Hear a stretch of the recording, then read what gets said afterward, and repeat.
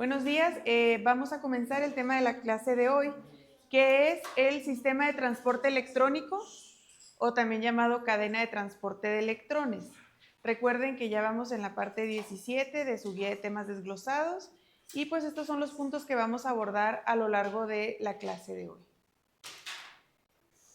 Voy a dar como introducción algunos aspectos que ya hemos venido mencionando con respecto a los organismos aerobios y que nos van a servir para contextualizar la clase de hoy. Recuerden que el oxígeno pues, es esencial para la vida aerobia porque es el aceptor final de electrones para producir ATP.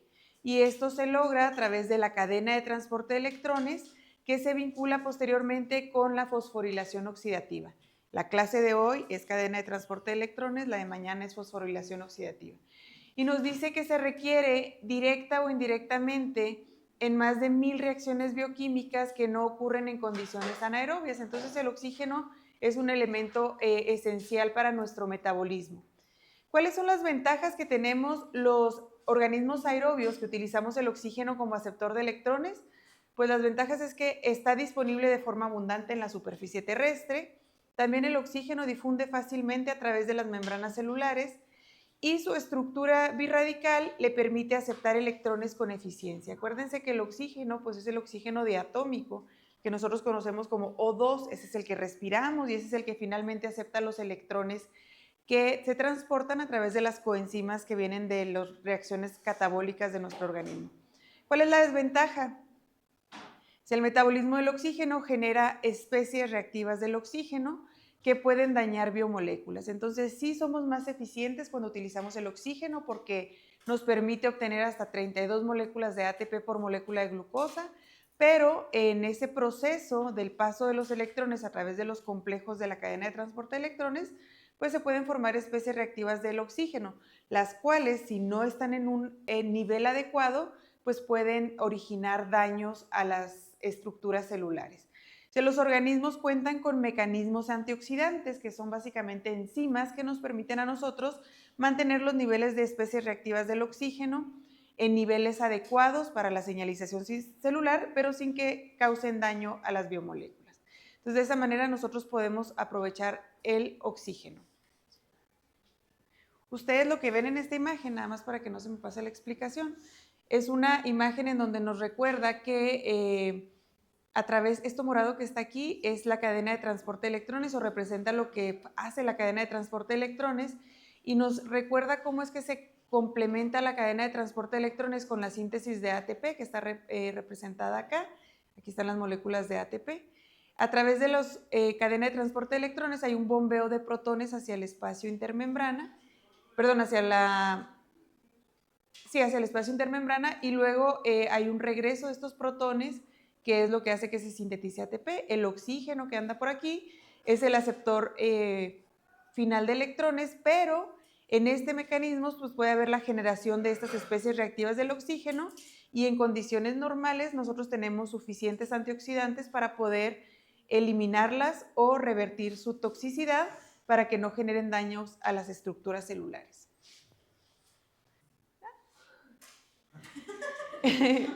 Bueno, vamos a ver cómo el gradiente de protones participa en la síntesis de ATP. Dice, la cadena de transporte de electrones, que se abrevia así, o ETC en inglés, ocurre en la membrana interna de la mitocondria. Acuérdense que esta es la imagen clásica de una mitocondria que tiene su membrana externa, que tiene su membrana interna, que es la que forma estas crestas, tiene el espacio intermembrana y luego tiene la matriz mitocondrial, ¿ok? El transporte de electrones impulsa el bombeo de protones desde la matriz mitocondrial hacia el espacio intermembrana. Quiere decir que cuando aquí en esta está ocurriendo la cadena de transporte de electrones, hay un bombeo de protones desde la matriz hacia el espacio intermembrana. Y ese bombeo genera un gradiente electroquímico. Gradiente quiere decir diferencia. ¿Una diferencia en qué? Pues en dos cosas principalmente, en la concentración de hidrógenos y en consecuencia en el pH. Hay una alta concentración de estos hidrógenos en el espacio intermembrana, lo cual hace un pH bajo en el espacio intermembrana y hay una baja concentración de protones en la matriz, lo cual genera un pH más alto. Esta diferencia de pH entre la matriz y el espacio intermembrana es a lo que se le conoce como gradiente electroquímico. Y este gradiente electroquímico representa la energía potencial que se utiliza para la síntesis de ATP. La fosforilación oxidativa es el proceso acoplado en donde el flujo de los electrones impulsa la síntesis de ATP por la enzima que nosotros conocemos como ATP sintasa.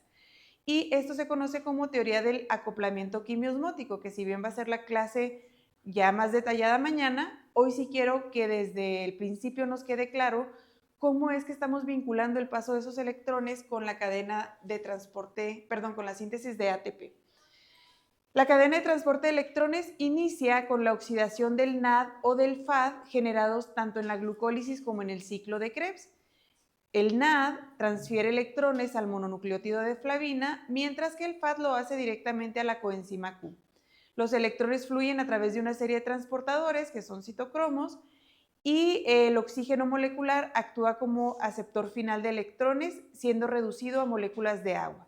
El paso de los electrones acoplados al bombeo de protones en puntos específicos de la cadena nos da finalmente el rendimiento energético que platicábamos la clase pasada.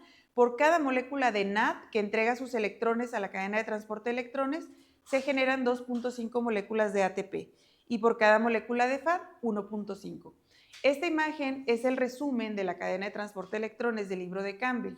Nos dice, tiene un inicio la cadena de transporte de electrones ya sea en el NAD o ya sea en el FAD.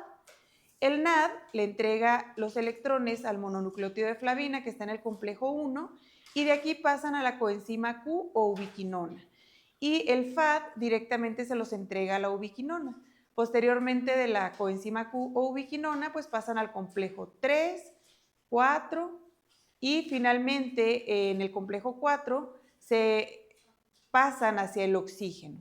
Aquí nos hace la representación de las moléculas que permiten el paso de los electrones y nosotros para mayor facilidad lo estudiamos como complejos, que es la imagen que sigue. Bueno, las mitocondrias intactas pueden ser aisladas y les pongo este contexto para que ustedes más o menos imaginen cómo es que le hicieron para saber cómo estaban acomodados estos complejos. Y pueden llevar a cabo todas las reacciones de cadena de transporte de electrones, o sea, los investigadores en algún momento sacaron las mitocondrias y pudieron ver que la cadena de transporte de electrones se llevaba a cabo en esas mitocondrias aisladas. Y se han identificado 4 complejos respiratorios principales. También a esto le llamamos respiración celular, sistema de transporte electrónico, cadena de transporte de electrones o respiración celular. Y cada complejo pues es una serie de enzimas o un sistema multienzimático que lo que hace es permitir que viajen los electrones desde las coenzimas, ya sea el NAD, ya sea el FAD, hacia el aceptor final que es el oxígeno. Vamos a ver que están acomodados de menor a mayor afinidad electrónica. El complejo 1 es menos afín a los electrones que la ubiquinona. La ubiquinona es menos afín que el complejo 3. El complejo 3 es menos afín que el citocromo C y el citocromo C es menos afín que el 4. ¿Por qué? Porque si no, no habría forma de que los electrones se entregaran al complejo que sigue. Siempre tiene que haber una afinidad mayor para que los electrones puedan ir viajando. Y pues, ¿quién es el que tiene la mayor afinidad por los electrones? El oxígeno. Miren, esta imagen está muy padre porque nos dice cómo está estructurada la cadena de transporte de electrones. Son 1, 2, 3, 4 complejos y 2 transportadores móviles. Uno de los transportadores que está embebido en la membrana es la coenzima Q o ubiquinona. Y el otro es el citocromo C, que viaja dando su cara o viajando del lado del espacio intermembrana.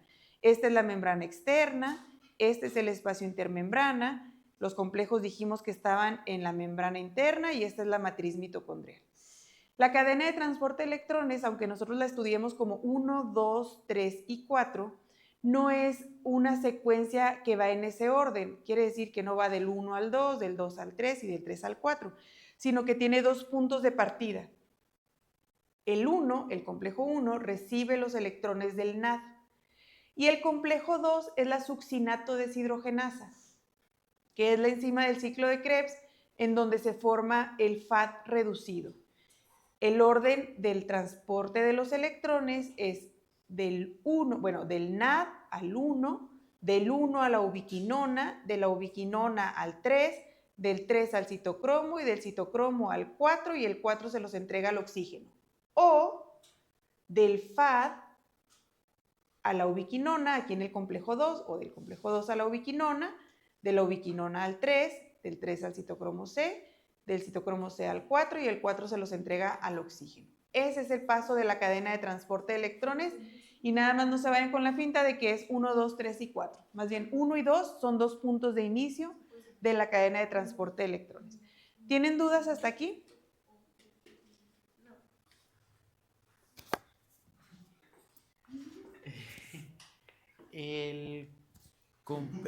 ¿La coenzima Q es el complejo 1? No, el complejo 1 es la coenzima Q es un transportador móvil que va embebido en la membrana y que lleva electrones desde el complejo 1 hasta el complejo 3. Ok, gracias. Ahí atrás. ¿Cómo se llama el complejo 1, maestra? NAD deshidrogenasa. Las diapositivas que siguen son para explicar cada uno de ellos, ¿ok? Y otra cosa importante que les quiero poner aquí y que se ve en esta imagen y que va a ser importante también para que entendamos por qué los FAD rinden menos energía que los NAD, es que vean ustedes que el complejo 1, 3 y 4 son complejos transmembranales y el 2 no.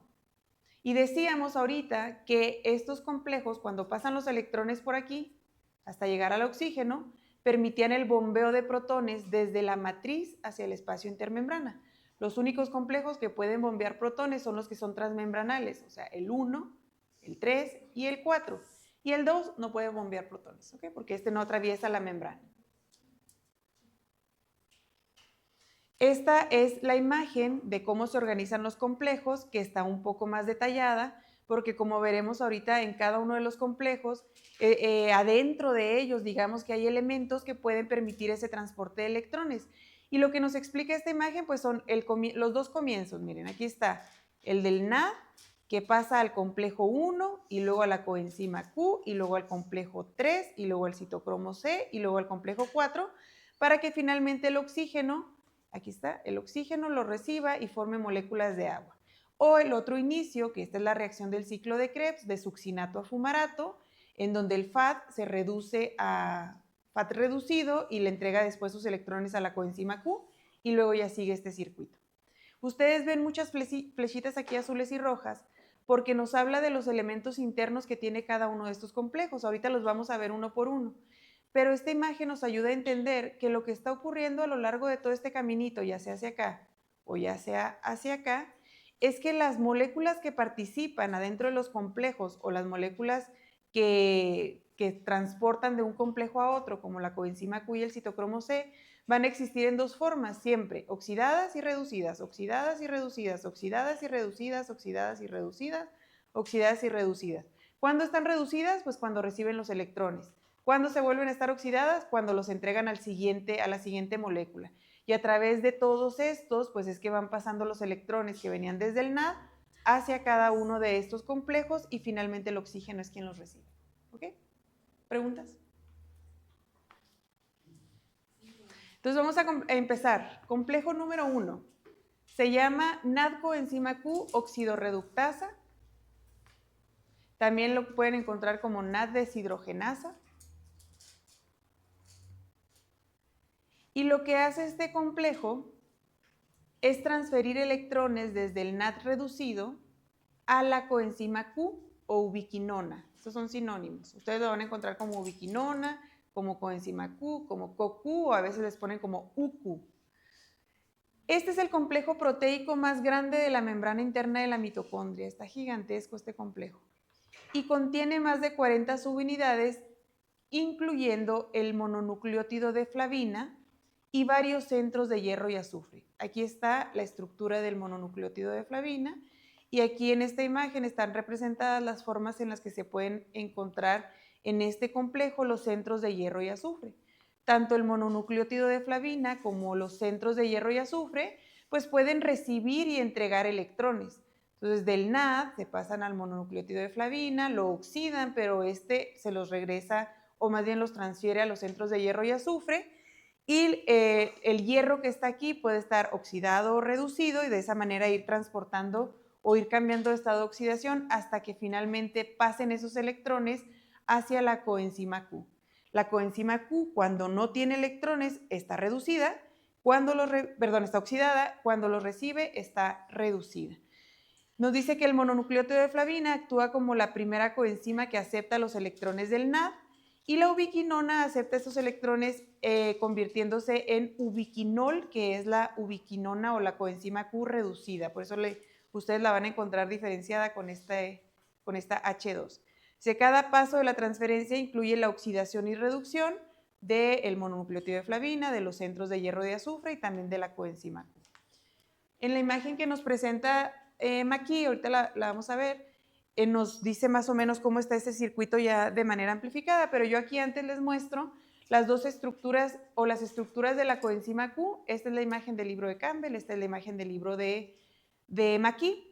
En el libro de Campbell nada más nos dice pues que esta es la estructura de la coenzima Q en su forma oxidada y esta es cuando está reducida. Si se fijan, lo que cambia es este grupo ceto por estos grupos alcoholes en estas dos posiciones.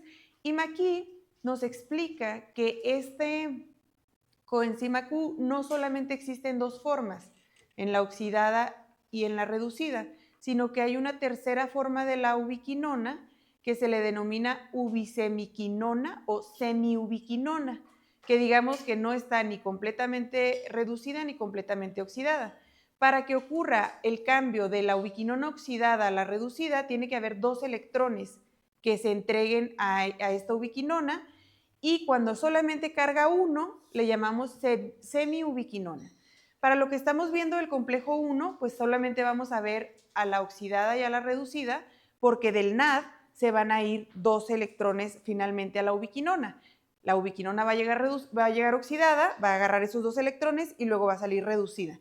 Pero sí es importante que desde ahorita vayamos entendiendo que también existe esta forma semiubiquinona, porque en el complejo 3 sí va a estar, sí la vamos a estudiar a la semiubiquinona, ¿ok? Entonces estas son las estructuras de la coenzima Q o ubiquinona y ustedes deben de saber que puede existir reducida, semireducida o semioxidada y oxidada. Y ahora sí, aquí está la explicación con esta imagen de cómo ocurre el paso de los electrones en el complejo 1 o desde el NAD reducido hacia la coenzima Q. Fíjense aquí, y van a tener que imaginar poquito que aquí hay un par de electrones. El NAD pues carga ese par de electrones y se los va a entregar al mononucleótido de flavina. Este mononucleótido de flavina está oxidado, cuando lo recibe queda reducido y el NAD reducido cuando los entrega queda oxidado. Y este ya se puede ir a funcionar en otras rutas metabólicas, puede irse al ciclo de Krebs, a la glucólisis o a donde la célula lo necesite. El mononucleótido de flavina que está reducido va a mandar esos electrones a través de esos centros de hierro y azufre para que finalmente la ubiquinona oxidada los reciba y forme ubiquinona reducida.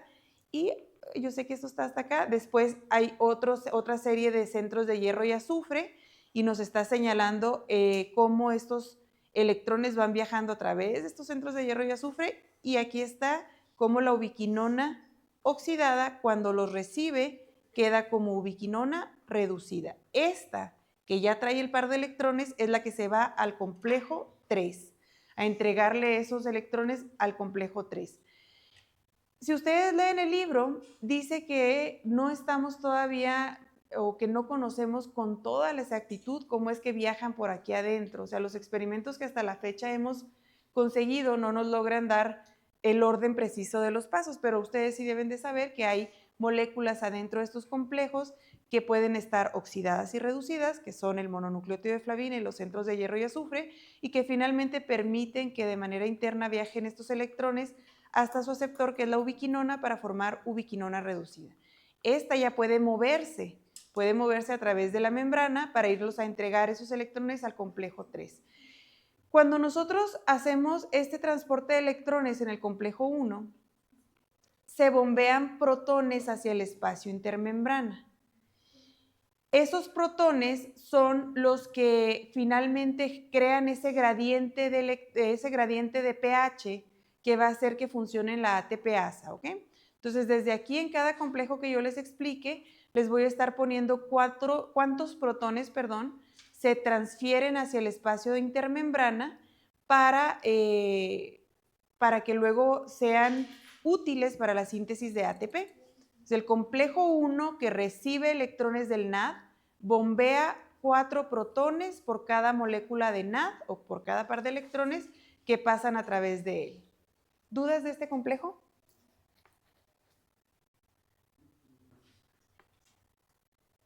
Vamos con el complejo 2. Dijimos que el complejo 2 era como otro punto de inicio, ¿ok? Del 1 no va al 2. El 2 es otro origen. El complejo 2 también se llama succinato deshidrogenasa o succinato ubiquinol reductasa.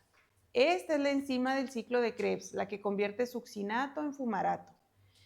Y cataliza la conversión de succinato a fumarato y transfiere los electrones primero a una molécula de FAD y luego esta molécula de FAD en este complejo se los entrega a la ubiquinona. ¿Cuáles son las estructuras y sus componentes? Pues tiene 4 subunidades, la A, la B, la C y la D. La A contiene el FAD unido de manera covalente y es quien acepta los electrones del succinato. La B es una ferroproteína con centros de hierro y azufre que también sirven para esta transferencia de electrones. Y la C y la D son proteínas integrales de membrana con sitios de unión para la ubiquinona y el grupo hemo que previenen la formación de especies reactivas del oxígeno. Entonces, estas son las subunidades que están simplificadas en este complejo que ustedes lo ven aquí como cafecito.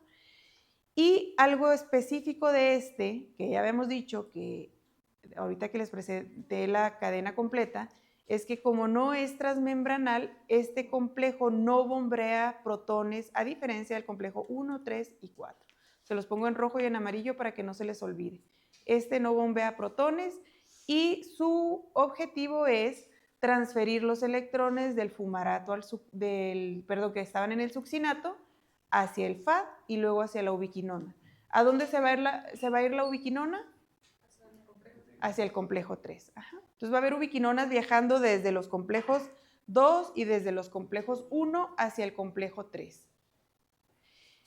Voy también a explicarles que en esta imagen ustedes ven una figura que es una especie de forma azul y una estrellita acá, ¿verdad? Y este es el complejo 2. Bueno, lo que tenemos que saber es que así como esta enzima del ciclo de Krebs puede transferir electrones del FAD hacia la ubiquinona, hay otras rutas metabólicas en la célula que pueden hacer lo mismo. Esta enzima que ustedes ven aquí es una enzima de la beta oxidación. Es el complejo deshidrogenasa de acilcoenzima A, hace lo mismo. Los electrones que venían cargados en el ácido graso se los pasa al FAD y el FAD a la ubiquinona. Y también hay una enzima que se llama deshidrogenasa de glicerol 3-fosfato, que esta lo que hace es recibir los electrones del glicerol, pasárselos al FAD y del FAD a la ubiquinona. ¿A qué voy con esto? Ustedes deben de dimensionar que no solo los FAD vienen del ciclo de Krebs. Hay otras opciones en donde vengan los FAD. Y aquí están 2 ejemplos, la beta oxidación y esta deshidrogenasa del glicerol.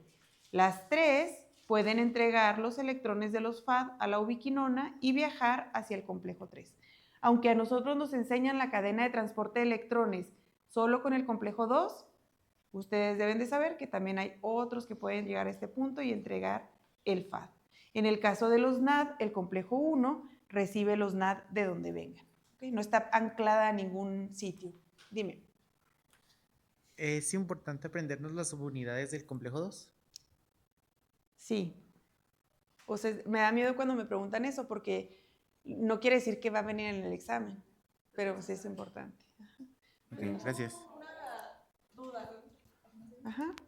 El ciclo de Krebs entonces está unido al complejo 2. Solo, O como... no es que esté unido, sino que esta es la enzima del ciclo de Krebs. Una de las enzimas del ciclo de Krebs está embebida en la membrana, las otras andan libres acá en la matriz. Ah, ok. Uh-huh. Gracias. Por eso se combina. ¿Alguna otra pregunta? Bueno, vamos con el complejo 3. El complejo 3 se llama citocromo óxido reductasa o coenzima Q reducida, citocromo C, oxidorreductasa. Este complejo es un complejo integral de la membrana mitocondrial interna, también conocido como el complejo BC1. Funciona como un dímero, cada monómero tiene 11 subunidades y sus componentes claves son 3 citocromos, el BL, el BH y el C1, y tiene una proteína de hierro y azufre. ¿Qué es lo que hace este complejo? Pues transfiere electrones desde la coenzima Q. Esta coenzima Q puede venir del 1, puede venir del 2, puede venir de los ácidos grasos, puede venir del glicerol, y los lleva o se los entrega al citocromo C, un transportador también móvil de electrones ubicado en el espacio intermembrana. Cada molécula de coenzima Q dona 2 electrones, pero cada citocromo C solo acepta 1, lo que requiere 2 moléculas de citocromo C por cada coenzima Q oxidada. Esta imagen la puse para que vayamos complementando el caminito desde el complejo 1 y luego el 3, y para poder centrarnos en el complejo 3, que ahorita voy a explicar con más detalle. Miren, nuevamente, el NAD entregó sus electrones al complejo 1, primero al mononucleótido de flavina y luego los centros de hierro y azufre y luego a la coenzima Q. Y la coenzima Q los va a ir a llevar aquí al complejo 3, pero tiene un problema, digámoslo así. La coenzima Q trae 2 electrones y de aquí se tiene que transferir al citocromo C, pero el citocromo C solamente puede transferir de 1 en 1. Entonces, ¿cómo le hace una molécula de coenzima Q para entregar sus 2 electrones si el aceptor que los va a llevar al complejo 4 solo puede de 1? Lo resuelve a través de un ciclo que se llama ciclo Q. Aquí lo ven ustedes. Este que está aquí, que es un ciclo de hecho, es el ciclo Q que le permite al complejo 3 que los 2 electrones que venían aquí salgan en 2 citocromos C hacia el complejo número 4. Entonces, una característica muy importante del complejo 3 es que ahí se lleva a cabo el ciclo Q. Y la razón por la cual se lleva a cabo el ciclo Q es porque la ubiquinona trae 2 electrones, pero los citocromos solo pueden transportar 1. ¿Ok? Y ahora sí vamos a ver el ciclo Q. Creo que esta es la parte más difícil de la clase, pero vamos a usar mucha imaginación. Miren, esta es la imagen de Maquis. Nada más aquí vamos a poner atención porque en casi todas las que nos han presentado, la matriz mitocondrial nos la ponen acá arriba y el espacio intermembrana acá, ahora nos lo pusieron al revés. Esta es la matriz y este es el espacio. Vamos a imaginar que este es el mismo citocromo que este, pero que son 2 momentos distintos de ese complejo 3. Este complejo 3 es el mismo que este, pero digamos una foto tomada en un momento y otra en otro momento, para poder entender lo que es el ciclo Q. Tiene 2 rondas el ciclo Q, la ronda 1 y la ronda 2. Para explicar la ronda 1 nos vamos a centrar en este citocromo que estoy señalando, ¿ok? En este citocromo que estoy señalando, pues ¿quién llega? Llega la ubiquinona que trae un par de electrones. ¿Estamos de acuerdo? Esta ubiquinona puede venir del complejo 1, puede venir del complejo 2, o puede venir de los ácidos grasos o del glicerol. Ok, ¿qué es lo que ocurre? Entrega uno de los electrones y se queda en forma de semiubiquinona. ¿Sí la ven aquí? Esta UQ con la rayita en menos, quiere decir no estoy ni oxidada ni reducida, pero ya entregué uno de los electrones. ¿A dónde se fue ese electrón? Al citocromo C1, y el citocromo C1 se lo entregó al citocromo C y este se va a ir al complejo 4. Esta semiubiquinona no sale del complejo. Lo que hace es entregar su segundo electrón al citocromo BL y luego el citocromo BL se lo entrega al citocromo BH. Y digamos que el citocromo BH queda como cumpliendo una función de almacenamiento transitorio. Cuando la semiubiquinona entrega este electrón y se guarda en el BL, entonces ya puede salir de manera oxidada e irse a cumplir otras funciones en la recolección de electrones, ya sea en el complejo 1 o desde las moléculas del FAD. Nuevamente, esta que trae 2 electrones, primero entrega a 1 que va haciendo este recorrido hacia el citocromo C1 y luego al citocromo C, y el citocromo C ya es el transportador móvil que lo va a llevar al 4. Cuando es semiubiquinona, el segundo electrón lo deja guardado en el citocromo BH. Para eso primero lo entrega al BL y luego el BL al BH. Cuando ya entregó los 2 electrones, pues queda en forma oxidada. Ok, este mismo citocromo en la ronda 2 del ciclo, ahora vámonos a esta imagen de acá, va a recibir una segunda molécula de ubiquinona reducida, cargando igualmente 2 electrones. Y estos 2 electrones van a hacer lo mismo, van a convertirse en semiubiquinona porque uno de los electrones va a viajar hacia el citocromo C1 y luego hacia el citocromo C y este se va a ir al complejo número 4, pero a diferencia del ciclo o la ronda 1, en donde este le daba a guardar al citocromo BH uno de los electrones, aquí el BH le regresa el electrón que tenía guardado y luego la reconstituye. La vuelve a sacar como la ubiquinona reducida. Obviamente esta ubiquinona reducida puede volver a entrar aquí, a empezar un nuevo ciclo 1. ¿Sí?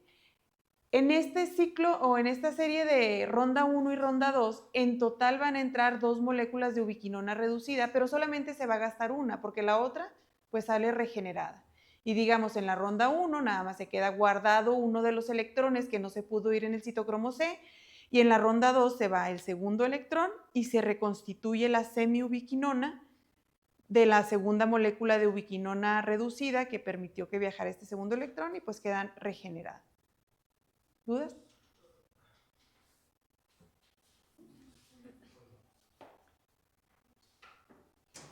¿Fácil o difícil?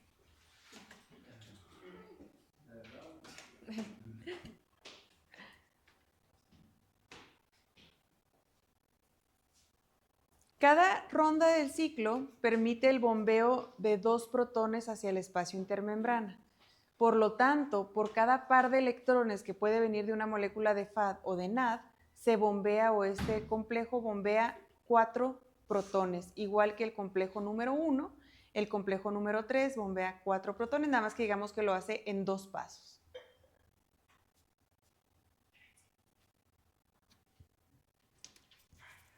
O sea, nomás el único citocromo que transporta electrones hacia el otro complejo es el citocromo C. Sí, este es el único que es el transportador móvil que se va hacia el complejo 4. Así Y es. este es el segundo, o sea, por cada molécula de NAD o de FAD tienen que viajar 2 citocromos, pero solamente se gasta una molécula de ubiquinona reducida.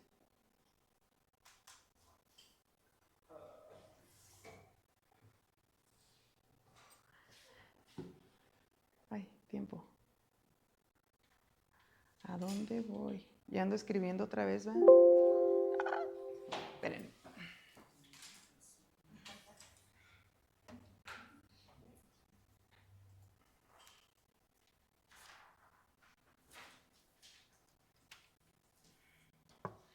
Vamos con el complejo número 4. El complejo 4 se llama citocromo C oxidasa.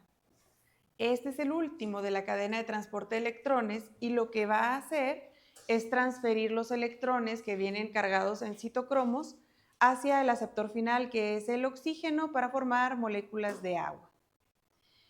Este citocromo tiene múltiples subunidades de 10 a 13 según la especie y tiene citocromo A, A3 y iones de cobre. Y el flujo de los electrones pues sigue esta secuencia: citocromo C a los cobres, citocromo A, al citocromo A3, al citocromo B, al cobre B y al oxígeno finalmente. Vamos a ver esta imagen, salud, y nada más, nuevamente tenemos aquí la matriz mitocondrial y aquí el espacio intermembrana. Si ustedes se acuerdan, el oxígeno pues existe sí o sí siempre en forma diatómica. No existe el oxígeno que solo sea o sea, el que respiramos es este. Para que esta molécula de oxígeno se pueda consumir en esta reacción, tienen que llegar 4 electrones cargados en 4 citocromos C. Esos electrones que llegan aquí van a viajar a través de estos centros y de estas subunidades hasta que finalmente el oxígeno los recibe y forma moléculas de agua. ¿Qué requiere la molécula de agua además del oxígeno para conformarse? Pues requiere hidrógenos. ¿Cuántos hidrógenos? 4. Entonces, se requieren 4 protones de sustrato para ir a formar dos moléculas de agua, y cuando esto ocurre, se bombean 4 protones al espacio intermembrana. Aquí vamos a tener mucho cuidado porque, aunque aquí diga 4 protones que se bombean, la imagen no lo explica con la llegada de 4 citocromos o de 4 electrones. ¿Por qué? Pues porque no puedo yo utilizar media molécula de oxígeno. Entonces, para que se consuma esta molécula de oxígeno, tiene que haber 4 citocromos, tiene que haber 4 protones de sustrato y 4 que son bombeados hacia el espacio intermembrana para formar 2 moléculas de agua. Pero normalmente lo que ustedes ven en los libros es esto que está aquí en el complejo 4. Para fines didácticos nos lo representan como si media molécula de oxígeno se combinara con 2 protones y nos dieran una molécula de agua. ¿Por qué no lo ponen de esa manera? Pues porque estamos haciendo la secuencia de la cadena de transporte de electrones de un par de electrones que puede venir del NAD o de un par de electrones que puede venir del succinato.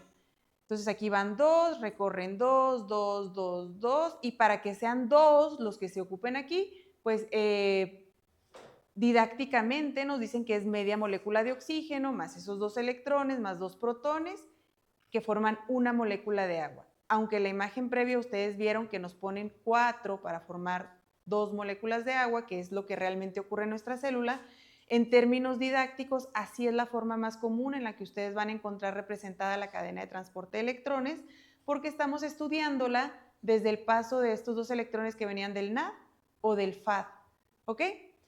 Entonces, cuando nosotros decimos cuántos protones bombea el complejo 4 por molécula de NAD o por molécula de FAD, ustedes van a encontrar que son 2 protones. Entonces, el complejo 1 por molécula de NAD bombea 4.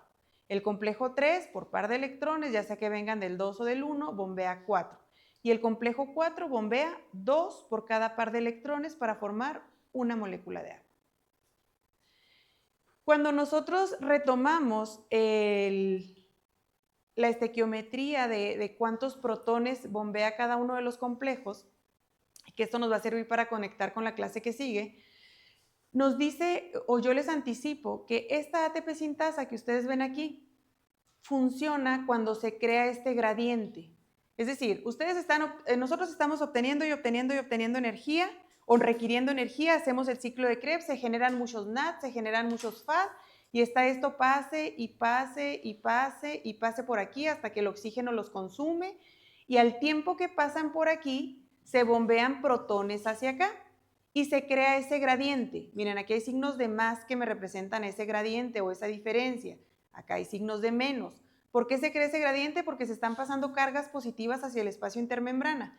Y esto pues aumenta la concentración de hidrógenos aquí y baja el pH, y acá disminuye la concentración de protones y sube el pH. Esa diferencia es la que ella detecta porque es un canal que se encarga de devolver protones hacia la matriz mitocondrial para lograr otra vez un equilibrio. Entonces los electrones crean el desequilibrio y la ATP sintasa quiere regresar ese equilibrio devolviendo protones. Cuando los regresa, sintetiza ATP. Entonces la síntesis de ATP es una consecuencia del regreso de los protones hacia la matriz mitocondrial. ¿Y por qué se están regresando los protones? Pues porque hay una diferencia, hay mucho aquí y poco acá. ¿Y por qué se creó eso mucho aquí y ese poco acá? Pues porque estoy transfiriendo muchos electrones. ¿Y cuándo transfiero muchos electrones? Pues cuando genero muchas coenzimas reducidas. ¿Y cuándo genero muchas coenzimas reducidas? Cuando estoy en procesos catabólicos. De esa manera se conecta la producción de energía con los procesos de degradación de alimentos. Bueno, esta ATP sintasa requiere 4 protones para sintetizar un ATP. Necesita devolver por aquí, o necesitan en total que se trasloquen 4 protones desde acá hasta acá para sintetizar una molécula de ATP. Entonces, si nosotros consideramos la molécula de NAD, ¿cuántos protones bombean los electrones de una molécula de NAD? Pues aquí 4 y aquí 2. En total son 10 protones. Si para una molécula de ATP necesito 4, con 10 ¿para cuánto me alcanza? 2.5. De ahí sale ese famoso 2.5. Ahora, el FAD. El FAD llegó en este punto, en un punto en donde los complejos son no transmembranales y donde no se bombean protones. ¿cuántos protones bombea el paso de los electrones del FAD? 4 más 2, o sea, 6. El rendimiento, digo, si necesito 4 para formar una molécula de ATP y solo tengo 6, pues me alcanza para 1.5 moléculas de ATP. Entonces, la razón por la cual el FAD rinde menos que el NAD es porque tiene menos bombeo de protones y hace funcionar menos a la ATP sintasa.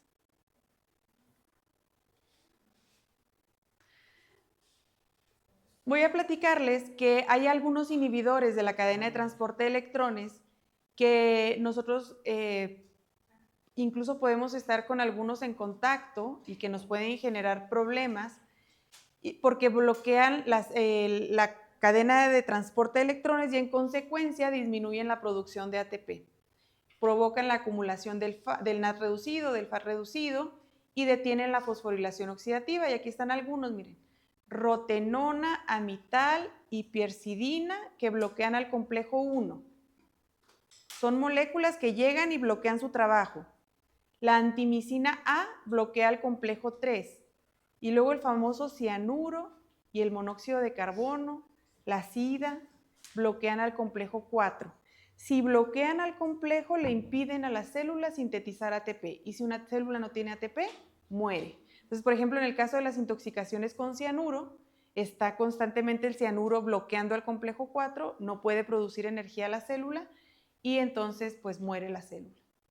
Igual el monóxido de carbono, aunque nosotros ya habíamos visto al monóxido de carbono y su capacidad de bloquear a la hemoglobina en su función, además de bloquear a la hemoglobina, directamente también bloquea a la respiración a nivel celular. Y luego hay otras moléculas que son desacoplantes. También mañana las vamos a ver con más profundidad, pero aquí se las explico. Son moléculas que disparan el gradiente de protones sin bloquear el flujo de electrones. Las desacoplantes, como su nombre lo dice, lo que hacen es desacoplar la cadena de transporte de electrones con la fosforilación oxidativa porque forman poros en las membranas. Entonces, imagínense que la cadena de transporte de electrones está hacia todo lo que da, pasa y pasa electrones hacia el oxígeno y pasando protones, pero se forman unos poros que devuelven a los protones hacia la matriz, pues la ATP sintasa ya no tiene necesidad de trabajar. Entonces desacoplan el paso de los electrones con la síntesis de ATP. Y algunos ejemplos son el 2,4-dinitrofenol, que transporta hidrógenos a través de la membrana interna consumiendo energía en forma de calor, y la termogenina, que también este es un desacoplante fisiológico. No crean que todos los desacoplantes son venenos o agentes externos. También nosotros tenemos desacoplantes propios que nos permiten mantener calor en nuestro cuerpo. Mañana los vamos a revisar con más calma cuando veamos cómo se estudió el vínculo entre la cadena de transporte de electrones y la fosforilación oxidativa. Y ahorita ya nada más vamos a ver este videíto. Ay, ¿a poco voy a poder?